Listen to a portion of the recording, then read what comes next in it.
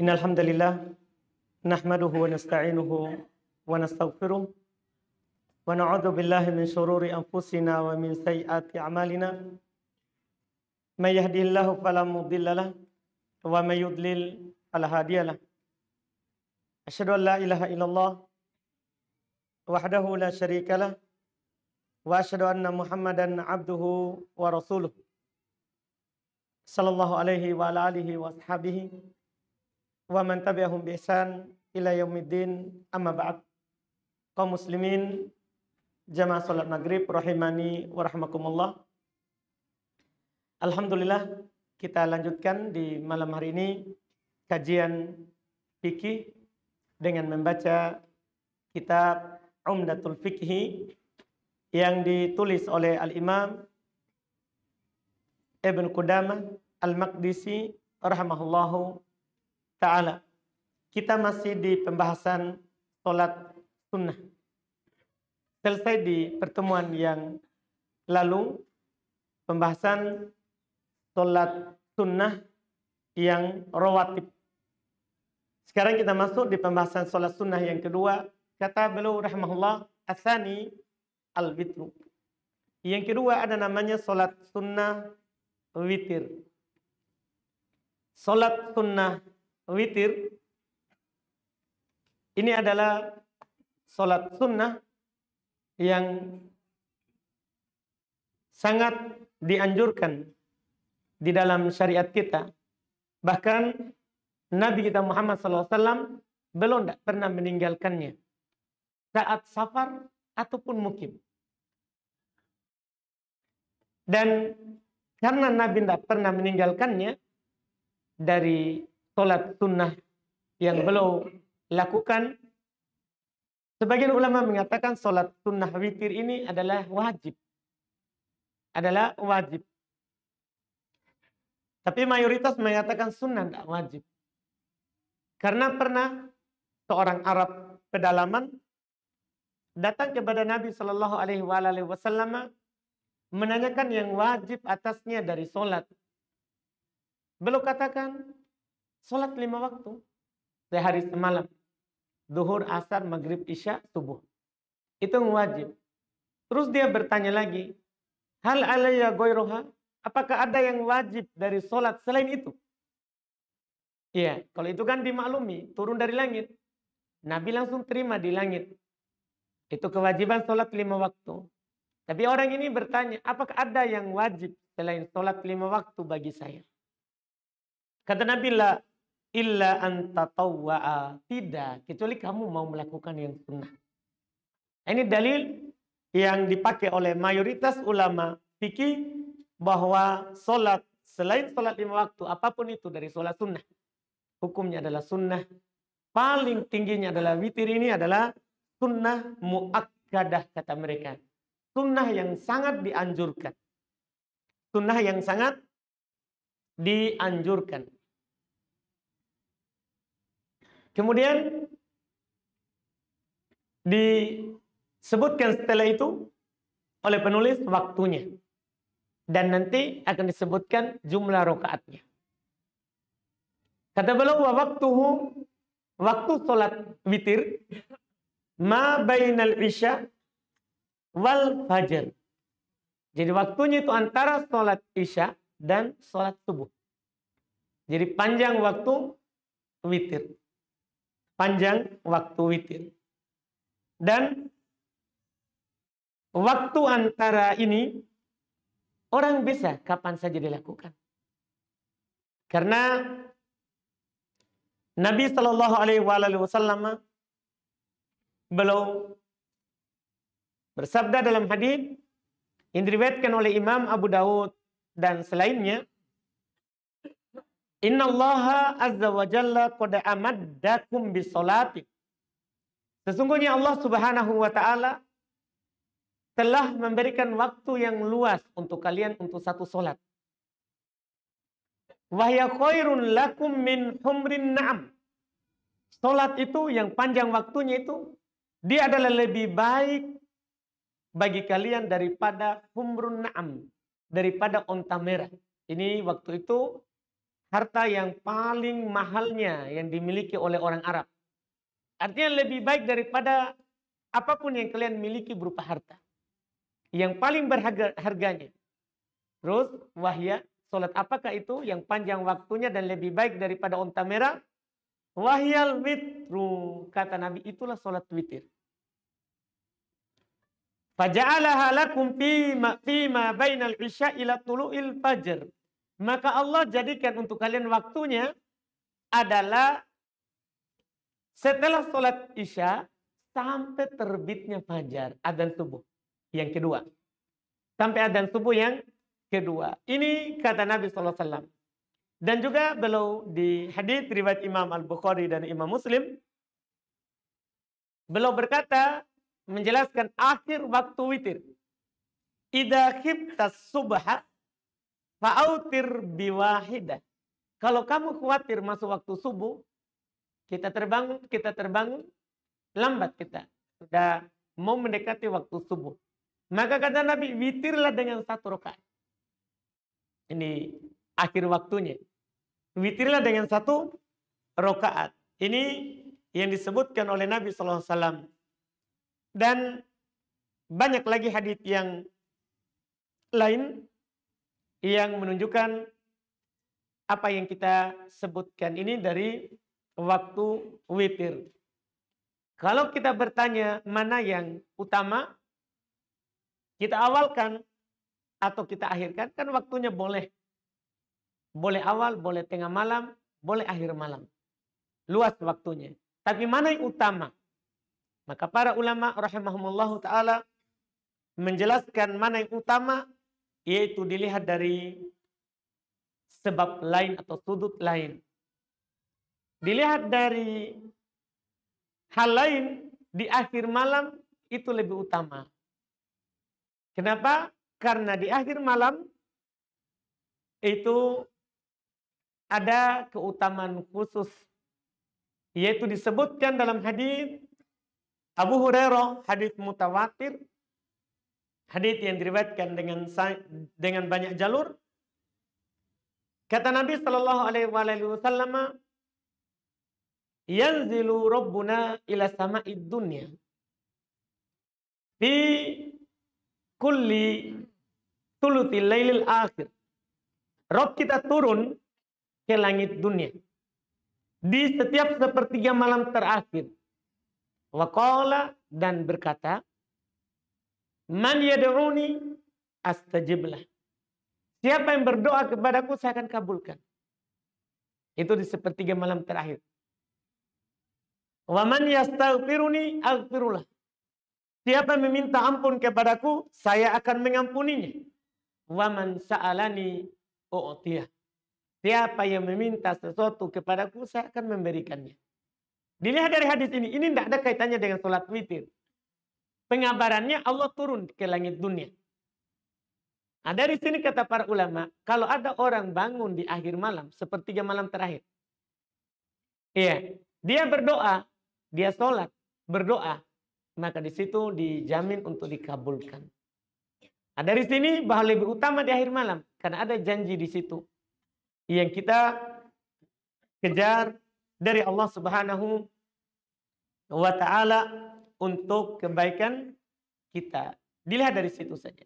Walaupun di sisi lain para ulama mengatakan kalau dia khawatirkan dia tidak bangun di akhir malam, dia orang yang kerja di siang hari, sehingga kalau tidur dia tidak bisa bangun kecuali di saat sholat subuh, maka yang seperti ini lebih utama di awal malam daripada tidak dilakukan. Lebih utama di awal malam. Dan bahkan itu Nabi wasiatkan. Abu Hurairah radhiyallahu ta'ala anhu menukil bahwa Nabi Muhammad SAW berwasiat kepadanya untuk witir sebelum tidur. Nabi berwasiat kepadanya untuk witir sebelum tidur. Diwasiatkan karena pentingnya. Ini kalau kita khawatir dan tidak bisa bangun di akhir malam. Sekarang kita masuk di rokaatnya. Beliau berkata wa aqalluhu rak'atan paling sedikit witir itu 1 rakaat. Dalilnya tadi sudah. Dalilnya tadi sudah kita baca. Hadits riwayat Imam Al-Bukhari dan Imam Muslim. Nabi katakan, idza khiftas subha, kalau kamu khawatir masuk waktu subuh, fa'autir biwahidah, maka witirlah dengan 1 rakaat. Itu sangat jelas sekali. Paling sedikit 1. Wa aksaruhu 11 rakaatan. Dan paling banyaknya witir itu 11 rakaat. Berarti ini genap nanti dengan sholat malamnya kan. Kan sholat malam 222 ya sampai 11 atau sampai 13. Nanti sebentar akan kita sebutkan dalilnya. Jadi kata beliau paling banyaknya witir itu 11 rakaat. Boleh. Dan ini adalah pendapat yang paling banyak ini 11 rakaat adalah merupakan hal yang diuraikan oleh orang-orang Syafi'iyah dalam buku madhab mereka. Dan ini tidak salah karena memang dalilnya kuat. Paling banyaknya 11. Dalil mereka adalah hadits Aisyah radhiyallahu taala anha, riwayat Imam Al-Bukhari dan Imam Muslim. Beliau berkata, maka Rasulullah sallallahu alaihi wasallam yazidu fi Ramadan wala fi ghairihi ala 11 rakaatan. Rasulullah SAW tidak pernah menambah sholat malam di Ramadan, tidak pula pada selain Ramadan, melebihi 11 rakaat. Melebihi 11 rakaat. Ini kata Aisyah radhiyallahu taala anha, menggambarkan bagaimana Nabi sholat malam. Karena Nabi rata-rata sholat malam di rumah. Jadi istri beliau tahu berapa jumlah sholat malamnya Nabi Sallallahu Alaihi Wasallam. Dan paling panjangnya, paling banyaknya adalah apa yang dinukil oleh Ummu Salamah.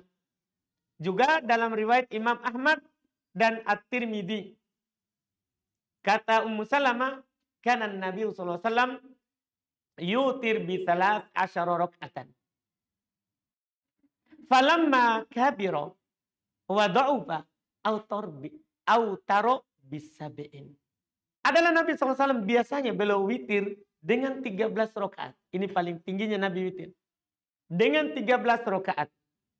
Tapi tatkala usia beliau sudah mulai tua dan melemah badan beliau, autar bisabein. Maka beliau seringnya witir dengan 7 rakaat. Dengan 7 rakaat. Ini yang dikatakan. Ini yang dikatakan. Ini sholat witirnya. Adapun sholat malamnya adalah Nabi SAW bukakan untuk kita ya dengan hal yang lebih luas kalau terkait dengan sholat malam. Yang penting 222. Yang penting 222. Iya.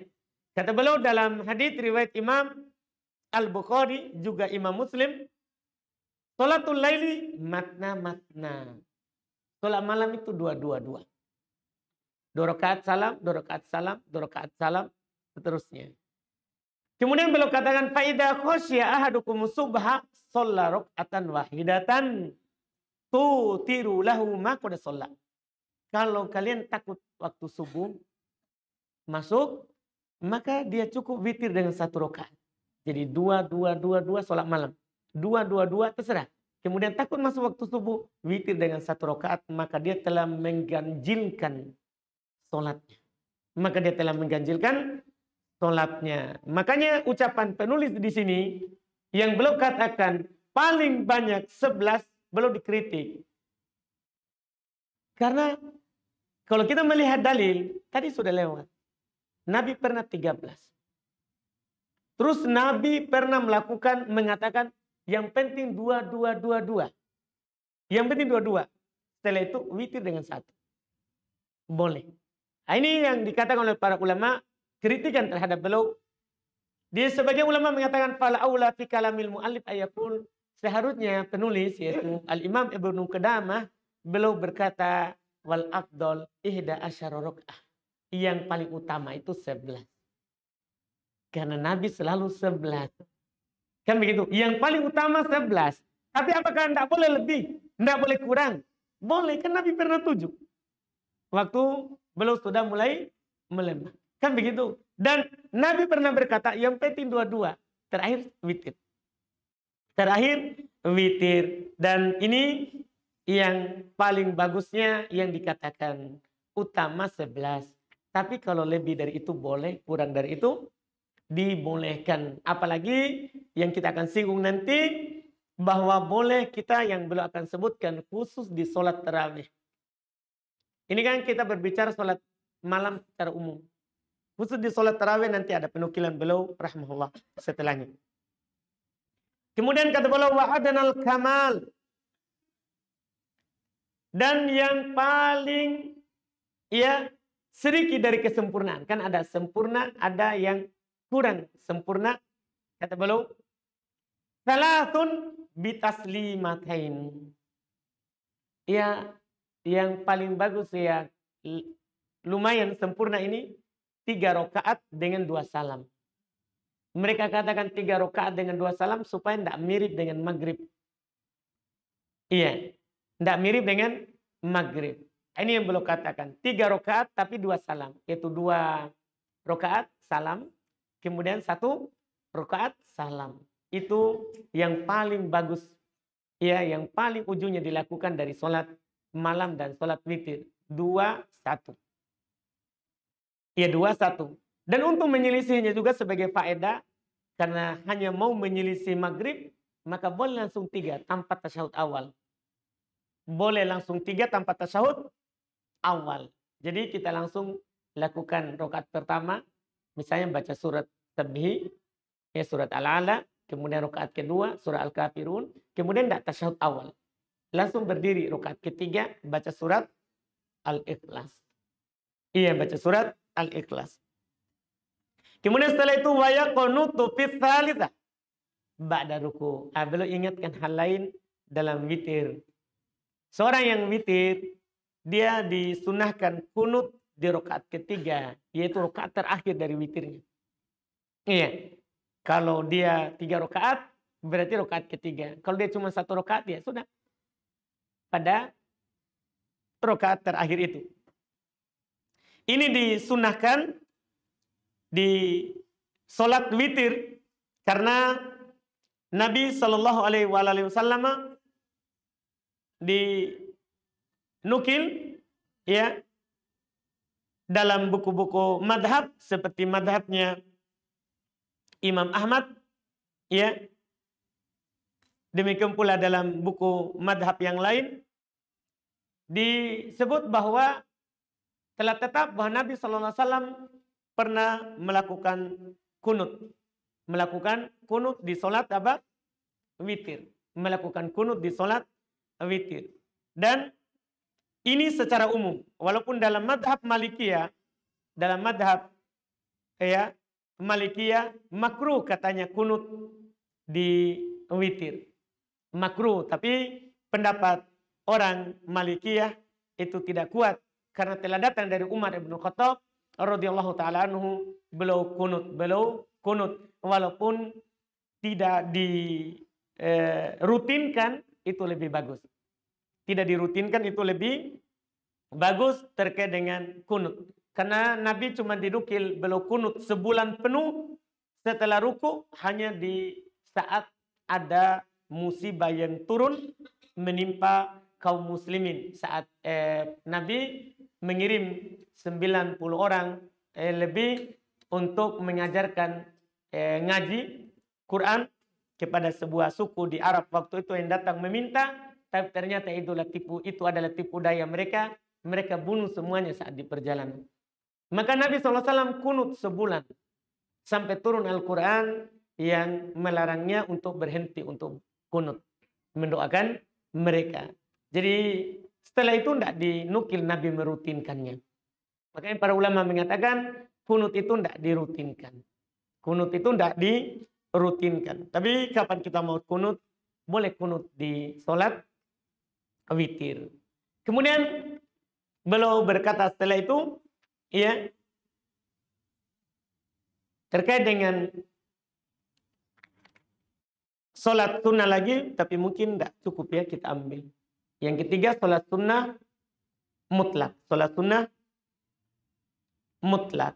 Adapun sholat tarawih, nanti beliau akan singgung di pembahasan sholat sunnah mutlak. Masih cukup waktu? Masih banyak? Alhamdulillah. Kita masuk. Asal itu yang ketiga, at-tatawwu mutlak. Ada namanya sholat sunnah mutlak. Sholat sunnah mutlak ini dinamakan sholat sunnah mutlak karena tidak ada sebab dan ya tidak ada hal yang mengkhususkan waktunya. Iya. Kan misalnya sholat sunnah wudhu karena wudhu. Sholat sunnah masuk masjid karena masuk masjid. Iya. Sholat sunnah rawatib. Ya. Ada waktu khusus. Sebelum sholat, setelah sholat. Kalau mutlak tidak terikat dengan waktu khusus. Tidak terikat dengan waktu khusus. Dan disebutkan sholat sunnah mutlak ini boleh dilakukan kapan saja ya seorang hamba itu mau, kecuali di waktu-waktu terlarang. Di waktu terlarang. Yang nanti juga penulis akan sebutkan itu waktu terlarang, insya Allah waktu terlarang sholat. Intinya waktu terlarang itu adalah setelah sholat subuh, setelah sholat asar, ya, dan sebelum sholat duhur, sebelum masuk waktu duhur. Itu di 3 waktu pokok. Sebelum adzan duhur, saat matahari di atas kepala kita, setelah sholat asar, setelah sholat subuh. Itu 3 pokok waktu. Kemudian setelah sholat asar, ada waktu tambahan yaitu saat matahari turun. Saat matahari turun di permukaan bumi, di permukaan laut. Itu juga waktu terlarang. Demikian pula setelah subuh, di saat matahari naik. Pada saat matahari naik di atas permukaan laut, itu tidak boleh kecuali setelah meningginya. Itu masuk dalam setelah sholat subuh dan setelah sholat asar. Ini tidak boleh dilakukan sholat sunnah mutlak. Kemudian beliau berkata, wa tatawwu'ul laili afdal min tatawwu'in nahar. Masya Allah. Sholat sunnah yang dilakukan di malam hari itu lebih utama daripada sholat sunnah yang dilakukan di siang hari. Ini secara umum. Sholat sunnah yang di malam hari itu lebih utama daripada sholat sunnah yang di siang hari. Kata Nabi Shallallahu Alaihi Wasallam dalam hadits riwayat Imam Muslim, afdhalus sholati ba'dal faridati sholatul lail. Sholat yang paling utama setelah sholat sunnah, setelah sholat wajib adalah sholat malam. Sholat malam. Demikian pula Nabi SAW juga bersabda, wa ahabbus sholat ilallah sholatu Daud alaihissalam. Sholat yang paling dicintai oleh Allah, sholatnya Nabi Daud. Gimana itu? Kana yanamu nisfal lail wa yakumu thulatahu wa yanamu sudusahu. Adalah Daud kalau beliau sholat malam, dia biasanya tidur separuh malam. Ya, kemudian beliau berdiri sholat sepertiga malam. Kemudian beliau lagi tidur 1/6 malam. Ini sholatnya Nabi Daud. Dia itu disebutkan malam hari. Bukan sholat 1 malam penuh. Tapi beliau sudah tengah malam bangun. Sholat 1/3 dan beliau tidur lagi 1/6. 1/6. Iya. Ini yang disebutkan ya oleh Nabi kita Muhammad SAW untuk menunjukkan benarnya yang diucapkan oleh beliau tadi. Kemudian beliau katakan, wan nisful akhir afdol minal awal. Pertengahan terakhir itu lebih utama dari pertengahan pertama. Kan kalau dibagi 2 berarti ada 1/2 malam pertama, ada 1/2 malam terakhir. 1/2 malam terakhir itu lebih utama daripada awal. Dalilnya tadi kita sudah sebutkan bahwa Allah Subhanahu wa taala Rabb kita turun di 1/3 malam terakhir. Makanya di situ 1/2 terakhir lebih utama. Kemudian beliau berkata sholatul laili matna matna. Kita sudah singgung tadi. Sholat malam itu 2-2. Dalil sudah kita sebutkan. Sholat malam itu 2-2. Kemudian beliau juga singgung. Wa sholatul qa'id alan nisbi min sholatil qa'id. Kan pernah saya katakan kita di pembahasan yang lalu bahwa sholat wajib harus berdiri. Boleh duduk kalau tidak mampu berdiri. Tapi sholat sunnah Walaupun kita mampu berdiri, boleh duduk. Tidak ada masalah. Tapi mana yang utama? Di sini beliau katakan. Sholat dalam keadaan berdiri. Itu setengah pahalanya dari orang yang sholat dalam keadaan. Gimana? Sholatul qa'id, sholatnya orang yang duduk. Setengah pahalanya daripada sholatnya orang yang berdiri. Artinya kalau kita berdiri, misalnya dapat seperti yang dikatakan oleh Nabi SAW, 25-26 derajat. Misalnya dalam sholat. Berarti sholat duduk setengah dari itu.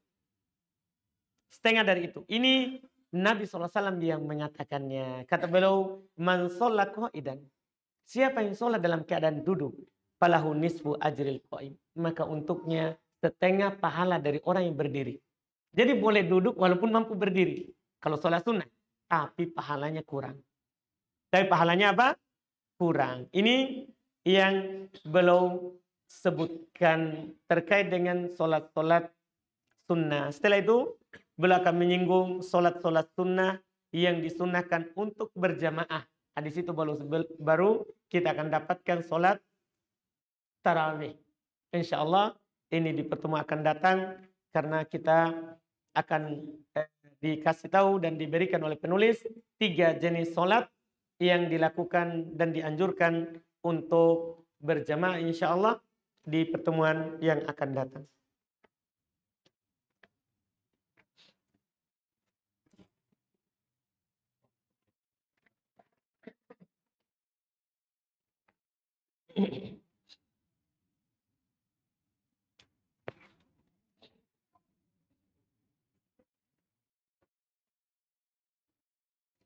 Pada hari kiamat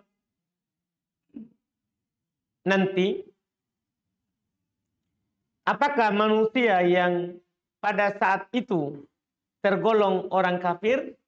Maksudnya saat terjadi hari kiamat. Apakah manusia yang hidup waktu itu adalah orang kafir? Semuanya? Iya. Hari kiamat tidak disaksikan oleh orang yang beriman. Sebelum hari kiamat, orang beriman akan diwafatkan. Semuanya. Sehingga hari kiamat, kata Nabi SAW, dia turun kepada syirarul khalq. Makhluk yang paling buruk. Yang tidak diucapkan lagi Allah. Allah. Jadi sudah tidak ada lagi kalimat Allah. Allah baru turun hari kiamat. Orang beriman nanti akan datang ketika mau terjadi hari kiamat akan bertiup angin yang halus dan menyentuh semua. Tidaklah angin ini menyentuh mengenai orang yang punya keimanan dalam hatinya kecuali pasti dia wafat. Pasti dia wafat. Jadi hari kiamat hanya disaksikan oleh orang kafir saja. Ya, kebanyakan mereka adalah pengikutnya Dajjal. Pengikutnya Dajjal. Ya. Kenapa sholat sunnah rawatib tidak ada pada asar? Ya karena Nabi tidak ajarkan. Kan kalau Nabi tidak ajarkan ya kita katakan tidak ada. Iya. Kita tahu hikmahnya ataupun kita tidak tahu. Karena perintah ibadah itu Pak namanya tauqifiyah. Perintah yang wajib kita berdiri di atas dalil. Iya. Kalau ada dalilnya kita katakan ada. Kalau tidak ada maka kita tidak katakan itu. Tidak katakan itu. Iya. Pada saat melaksanakan sholat sunnah ba'diyah. Terkadang ada jamaah yang ingin sholat. Tapi terlambat berjamaah. Terus ikut jadi masbuk pada saat kita melaksanakan sholat sunnah ba'diyah. Bagaimana cara menghindarinya? Enggak usah dihindari, kan boleh. Ketika kita sholat sunnah, boleh kita mengimami orang yang sholat wajib. Boleh. Iya, boleh hal tersebut dilakukan. Kan tidak apa-apa beda niat antara imam sama makmum. Boleh beda niat antara imam sama makmum. Tidak ada masalah hal tersebut. Ya, bahkan Nabi anjurkan. Kalau ada yang pernah ada yang datang belum tidak dapat sholat jamaah, Nabi katakan hadiah. Hadiahkan kepada saudaranya dengan melakukan apa? Berjamaah bersamanya. Boleh. Bolehkah kami melewati masjid yang sudah iqamah untuk mencari masjid lain untuk beribadah dengan berbagai macam alasan. Misal, karena masjid itu naik tangga tidak ada AC. Bacaan imamnya lambat dan panjang. Bayar parkir.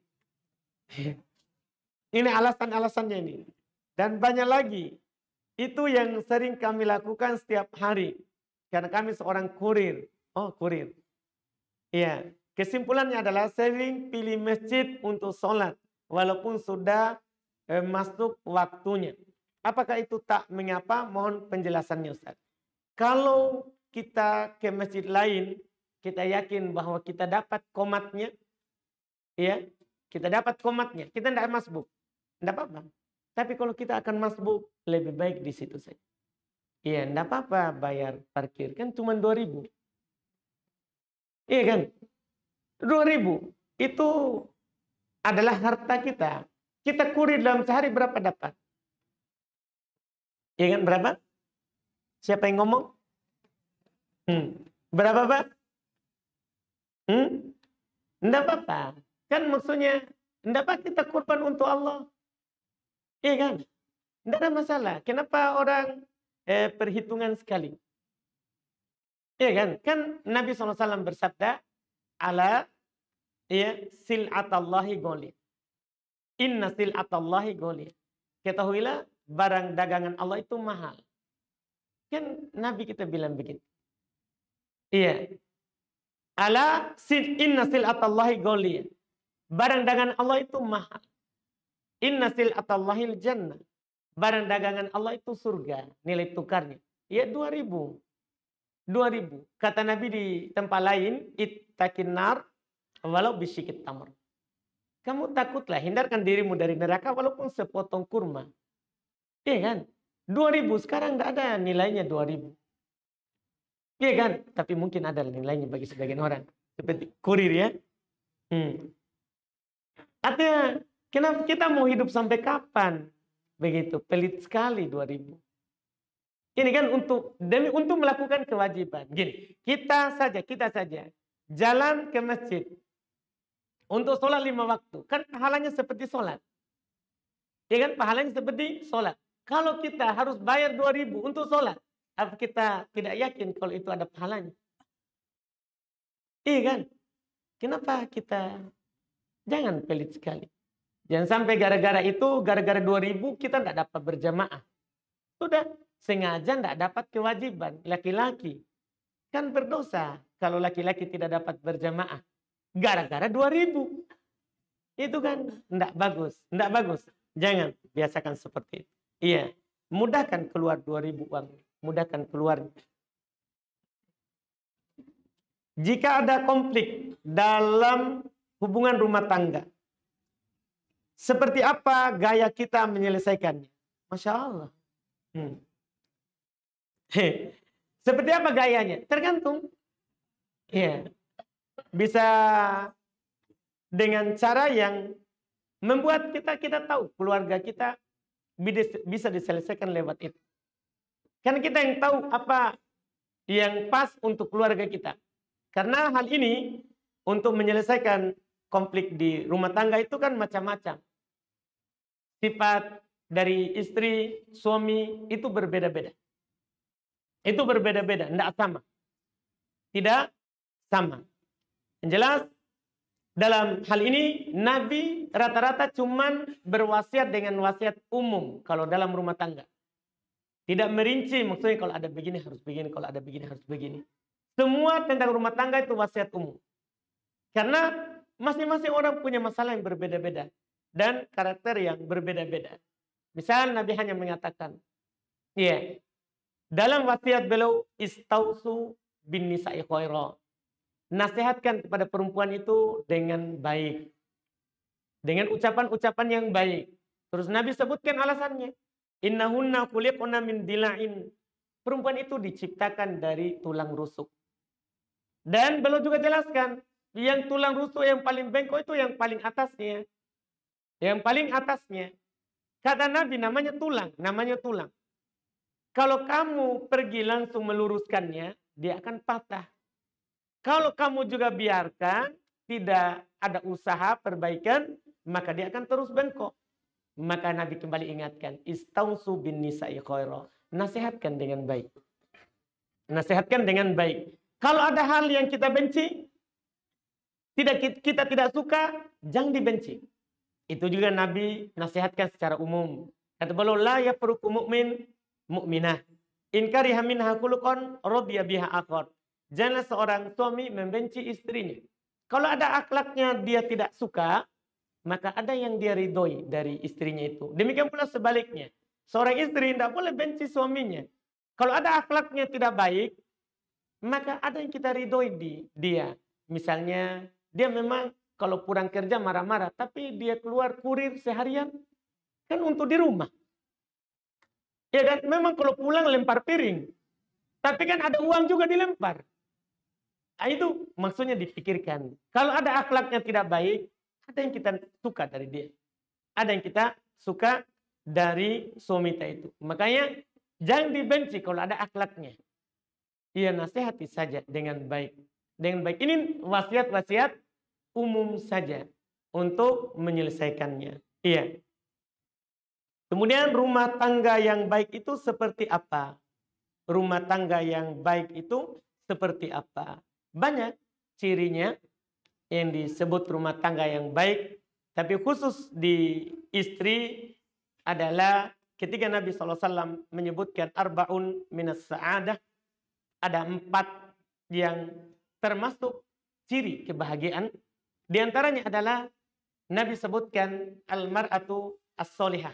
Kalau seorang memiliki istri yang solihah, itulah dibilang rumah tangga yang baik. Seorang itu punya istri yang soleh. Iya. Itu yang disebutkan oleh Nabi SAW. Ya, walaupun beliau juga sebutkan yang lain. Tapi itu kan tidak terkait dengan istri. Beliau sebutkan punya tetangga yang baik.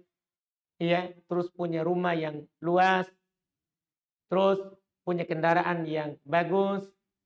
Iya. Terus iya, dia punya apa lagi? Tadi sudah kan beliau sebutkan 4. Istri yang bagus, istri yang solehah, punya rumah yang luas, ya, punya tetangga yang baik, terus punya kendaraan yang bagus. Itu 4. Dari lambang kebahagiaan. Yang menjadi titik poin kita adalah yang ditanyakan tadi. Iya, yang ditanyakan tadi. Istri yang baik, rumah tangga yang baik adalah kalau di dalamnya ada perempuan soleh. Makanya Nabi ketika menyebutkan bahwa perempuan itu dinikahi dengan 4 alasan. 4 alasan. Karena cantik, karena punya keturunan yang bagus, karena kaya, karena agama.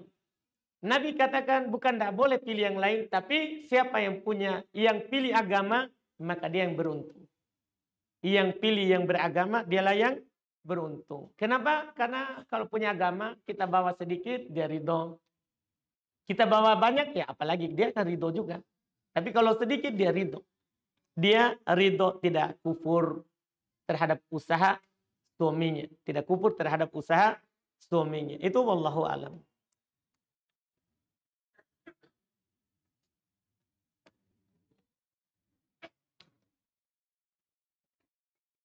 Yang di sini katanya, benarkah ada ulama yang mengatakan isbal jadi mubah dalam keadaan-keadaan tertentu?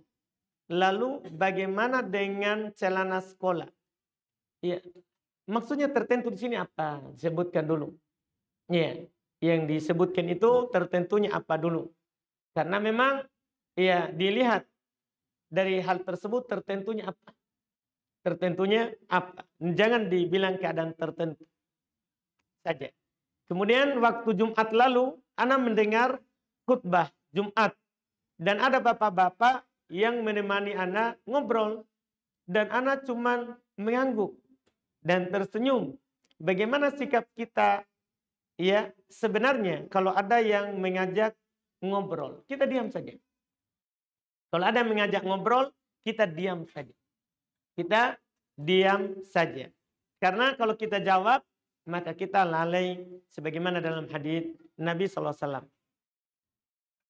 Bagaimana jika seorang suami sering keluar kata talak kepada istrinya? Bermudah-mudahan dan sering dan istrinya sementara hamil. Kasihan. Iya. Apakah suaminya tetap bisa menggauli istrinya? Apakah solusi dari pertanyaan saya, Ustaz? Syukron. Masya Allah. Sering keluar kata talak. Iya. Ini perlu antum tahu bahwa talak itu paling dicinta oleh syaitan. Karena syaitan akan berkumpul di kerajaan iblis, pimpinannya, di laut setiap hari. Ada yang mengatakan saya telah membuat dia mencuri, merampok, membunuh.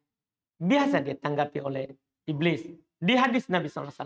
Dan kalau ada yang bilang saya telah memisahkan seorang dengan suaminya, dengan istrinya. Dia bilang dekatkan dia dari saya. Jadi itu paling disuka oleh iblis. Iya, makanya dia berusaha sekali bagaimana seorang itu mudah mengucapkan apa? Cerai kepada pasangan hidupnya. Kita ingatkan, bertakwalah kepada Allah.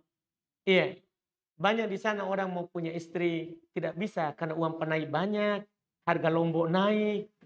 Ya kan kita gimana kita tidak bersyukur kepada istri yang kita punya, ya kan? Jangan bermudahan. Iya. Kemudian di sini katanya dan istrinya sementara hamil, apalagi saat hamil, dia lagi mengandung anak kita. Masa kita tidak menghargai hal tersebut? Iya, harus kita hargai orang yang punya jasa kepada kita. Karena kita tidak dikatakan bersyukur kepada Allah kalau tidak berterima kasih kepada manusia. Manusia yang paling berhak kita terima kasih ini. Orang yang rela menanggung beban, sakit, tidak tidur karena kita. Karena kita. Apakah suami tetap bisa menggauli istrinya? Maksudnya tadi yang sudah talak. Tetap bisa. Selama talak 1, talak 2 kan bisa dia gauli istrinya dan itu batal talaknya. Karena talak 1 batal karena dia gauli. Dia datangi istrinya. Demikian pula talak 2. Batal dengan dia mendatangi istrinya. Jadi kali 0 kalau orang sudah berhubungan badan setelah dia ucapkan kata talak. Jadi tidak ada lagi yang terjadi talaknya. Apakah solusi dari pertanyaan saya, Ustaz? Solusinya bagi suaminya bersabar. Ya, tidak boleh dia bermudahan dengan hal tersebut. Bagi istri, sabar saja. Iya, kalau dia ucapkan kata talak, peluk saja. Iya. Saya tahu lagi tidak baik perasaannya.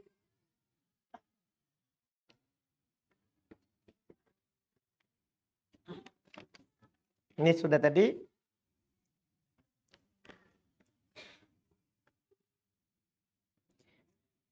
Bagaimana hukum membaca Al-Quran dan terjemahan di aplikasi HP?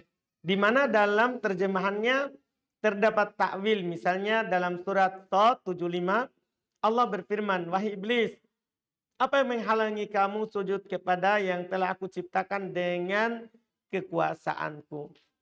Iya, tidak apa-apa kita baca saya Qurannya. Dalam terjemahannya kalau kita dapat takwil, maksudnya pemalingan makna ayat, ya kita tidak usah percaya. Ya dimaklumi banyak terjemahan di Indonesia ini dirusaki oleh pemikiran Asy'ari. Pemikiran Asy'ari ini dia tidak menetapkan ya sifat dari sifat Allah Subhanahu wa taala. Mereka hanya menetapkan sebagian dan menolak sebagian. Seperti sifat tangan, mereka tidak tetapkan. Mereka tidak tetapkan Allah punya tangan. Jadi kalau dapat kata tangan, mereka akan terjemahkan dengan kekuasaan atau nikmat. Atau nikmat. Itu menyelisihi apa yang dikatakan oleh Nabi SAW. Nabi tidak pernah terjemahkan tangan dengan nikmat. Juga menyelisih para sahabat. Para sahabat ketika mendengar kata tangan, tidak diterjemahkan ke nikmat. Maka mereka menyelisih Nabi dan menyelisihi para sahabat Nabi SAW. Ya, bahkan mereka menyelisih Imam 4. Imam Syafi'i saja, ya kan banyak orang mengatakan dia madhabnya Syafi'i, akidahnya, fikihnya. Tapi akidahnya tidak, Asy'ari. Ini masalah. Ini masalah. Imam Syafi'i saja itu menetapkan Allah punya tangan, Allah punya pendengaran, Allah punya mata. Mereka ditetapkan.